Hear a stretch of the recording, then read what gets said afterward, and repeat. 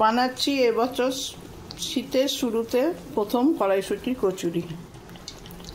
এই কড়াইশুঁটির কচুরিটা হচ্ছে, এখানে আর একটা বেলছি, আর এখানে বানিয়ে রেখে দিয়েছি ডো বানিয়ে, তার ভেতর কড়াইশুঁটির পুরটা দিয়েছি এই বাটি মতন করে, তার ভেতর পুরটা দিয়েছি।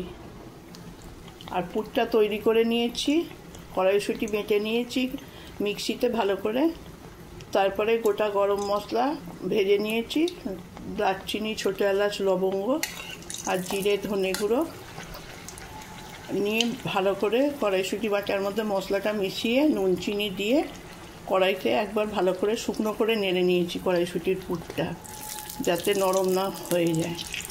তারপরে ওই বাটি বানিয়ে তার ভিতর পুরটাকে দিয়ে দিয়েছি, দিয়ে নরম হাতে বেলতে হবে, বেশি জোরে বেললে ফেটে বেরিয়ে যাবে।